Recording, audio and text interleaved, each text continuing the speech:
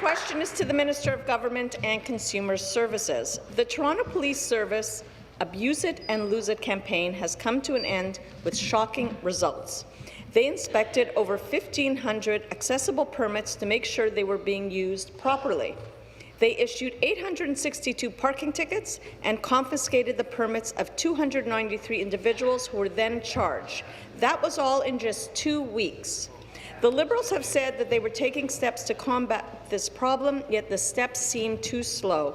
Mr. Speaker, will the minister work with the Minister of Community Safety to organize another blitz, perhaps this time outside of Toronto? Thank you. Minister of Government and Consumer Services.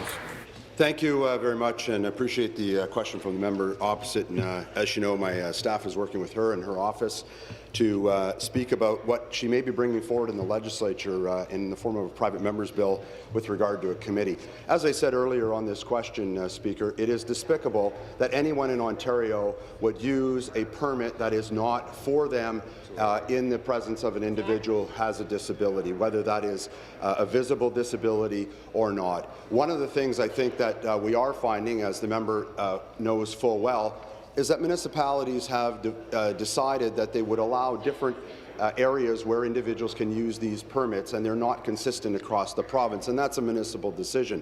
But what we are also finding as well is that the enforcement is working, and that those parking permits that we are now putting forward that are new and have greater security will help us reduce the fraud in the system. I have more to say in the supplementary. Thank you. Supplementary.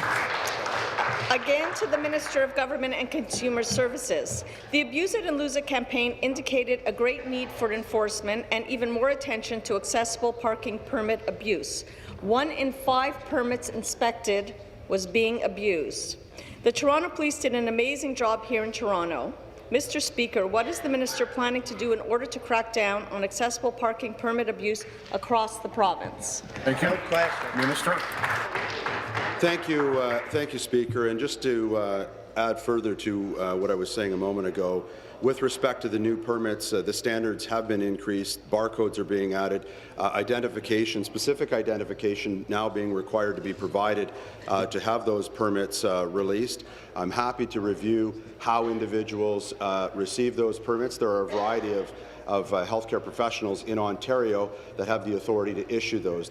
That's not a determination of our ministry. If it's believed that an individual needs those permits, there are health professionals that make that decision.